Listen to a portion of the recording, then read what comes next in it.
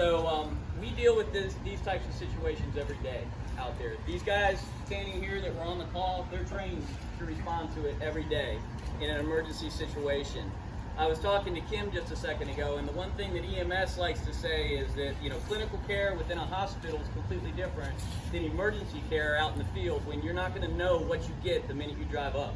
The conditions change, the weather changes, the situation changes, and it's very dynamic, and you have to think on your feet and be a dynamic person in that role. Not that nursing and doctors don't, but it's just a very controlled situation and environment. So it's a little different. And that's what kind of makes this so special. You know, a lot of people hear, well, there was a nurse on the scene, and that's why it went as well as it did. No, you need the right nurse on the scene. And I think Kim will probably agree with me on that. So I try to get out there, and when one of our firefighters, and Firefighter Alan Ball is the one that sent this up, and along with Sergeant Townsend, both sent it up their chains of command, and they made it to me. And I just want to tell you that when something like this happens, it just warms our heart, because we have a 750 square mile county, okay? We have over 300,000 residents after the next census, okay? So we're fast growing. We're probably the third fastest growing county in the state. It is very hard for us to be everywhere, and these guys will tell you we can't be everywhere. So having citizens that step up and do the right thing and take care of each other is critical to all of the success and saves lives out there in this county. So that's why, as a program, I'm trying to get out there and recognize the citizens that do amazing things to save amazing people. So that's what prompted this. That's why I'm here. I want to thank your new representative here, RJ. May, you said? May, Congratulations. Thank you very much. And is the neighbor of yours? What's that? And your neighbor here? Yes. I'm right up at 338, so if anybody needs me, that's my home. Come and knock. You may not have wanted to say No, that. But so let me talk about the situation real quick. And all of you have probably heard it from their perspective, but I want to read you something, and I want to read you what one of our firefighters said about that day up the chain of command. And this will tell you, when I read you this, it'll tell you how much it touched our responders that we had a citizen out there, two citizens out there, saving a life. And I was talking to Sergeant Townsend just a few minutes ago, and he said, you know, it was one of the easiest calls I've ever been on, because literally we got here and placed her in the ambulance and was able to immediately transport. She was talking. She was very oriented to her surroundings, and she knew her biggest concern was, where are the kids? You know, where are the kids? And as all of us can probably relate, we'd be thinking the exact same thing. So I want to read this to you real quick.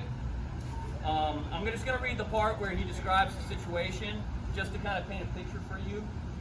The crews arrived to find an elderly woman lying by the lakeshore with an overturned stroller next to her. Are the children here? Okay, all right, okay.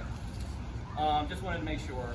With an overturned stroller next to her, EMS and fire personnel began treating the patient, and other crew members checked on the two little babies that were already removed from the stroller.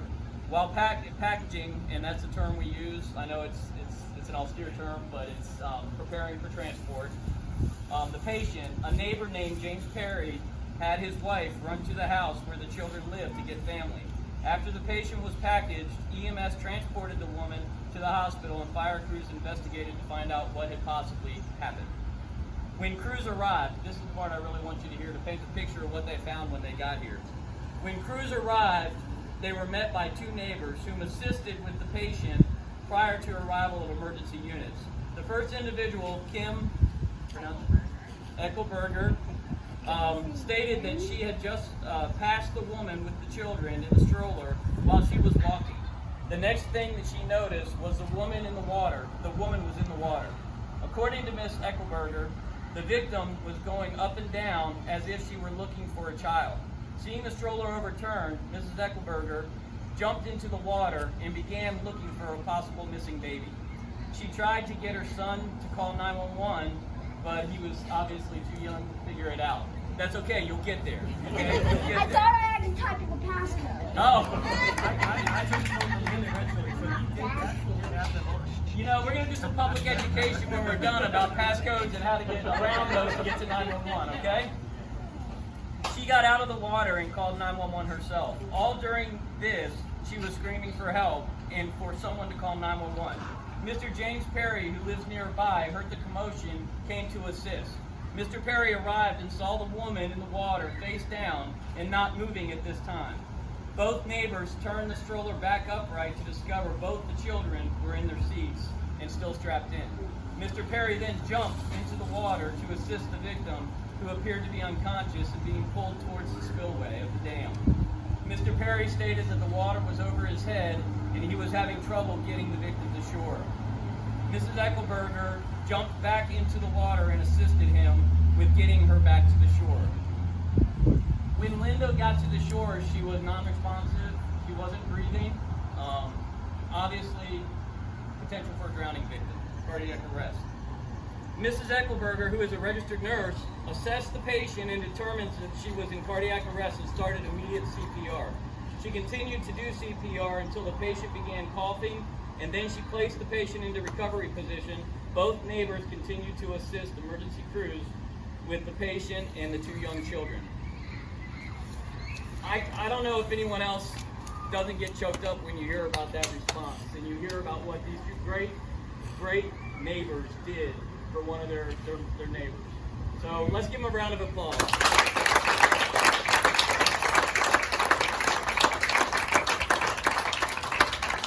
So that's what touched me, and that's why I want to recognize them with a Citizen Lifesaver Award. We'll start with James Perry, who is not from these parts, apparently moved here about a year ago. I spent a little time out in Washington State, and I love the weather out there, hated the rain. So you don't get that nearly as much here. But I want to recognize you with Citizen Lifesaver Award to Mr. James Perry. On behalf of Lexington County Department of Emergency Services, we are honored to present you the Citizen Lifesaver Award. As a lifesaver, you have shown exceptional service, courage, dedication, and performance. Thank you for your outstanding effort in assisting in saving a human life. You truly went above and beyond and represented the County of Lexington with distinction. Thank you for your heroic actions and for being an extraordinary citizen. And anyone who's been in the military knows you got a point of excellence. This is something I give out. There aren't many of them given out, and I want to make sure that both of you have one.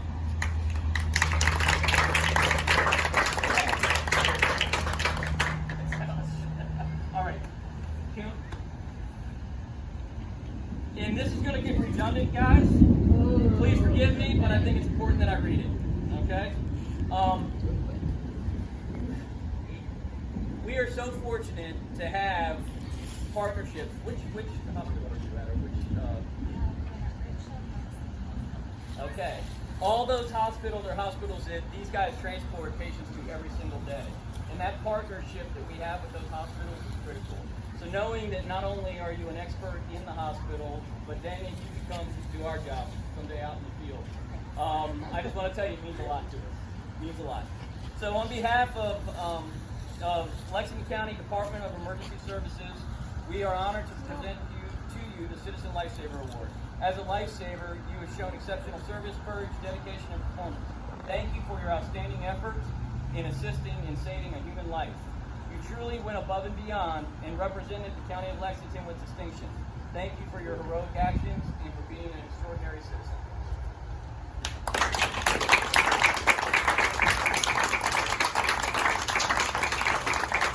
Would you guys like to say anything for the family?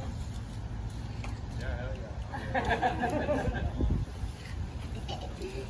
I think a lot of the neighbors we have perhaps yet to meet, if I want to do something, once COVID took place, we were both sent home from work, took the boys out of daycare pretty much mid-March through the end of May. So around every day. This area here is obviously my kids too, the other one's too young.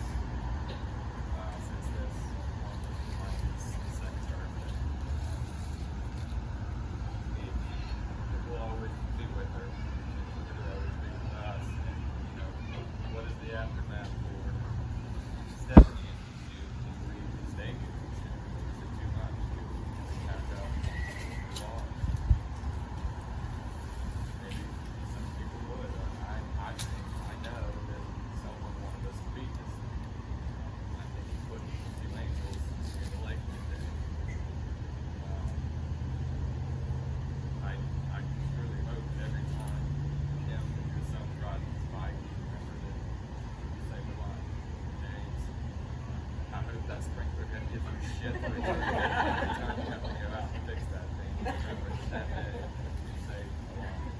And it's also the two babies too. I don't think everyone quite knows how far that stroller went down, but even if it wasn't completely submerged, those two kids could have sunk. So we look at this as three lives, not just my mother. But the answer to the question, do we go now? Is that because I think this is something to celebrate, to be remembered, to be grateful. So we're not going to your year anyway. We have still yet to be most of the neighborhood. But like I said earlier, a lot of these people may not know us, but they know my mother, they know my two boys. Thank you everyone for coming out here tonight. Thank you all for putting this together. It takes time out of everyone's day. We are really grateful. And apparently, as we've understood, half the neighborhood called 911, including the pesticide kid who was in one of the front yards. You look at me, my rent is like gonna hurt. So for us, Stephanie was home. It was around the lunch hour. We were expecting them to come back. So she was outside attempting to see mom throw the boy back. But she needs to know. Colin asked them to look for her, found out it was an emergency. I thought she was just pregnant. Yeah. She had a workout. Yeah, too old for that. I was driving down Flat Springs Road when I was on the phone with her when this occurred, and I finally let her know after realizing I'm not going to know until I get there. See the trucks, see the guys in the litter, see a lot of the neighbors here. Just to know that my son got to sit in the fire truck, which was a highlight of his day. Whoever was in that one, thank you for that.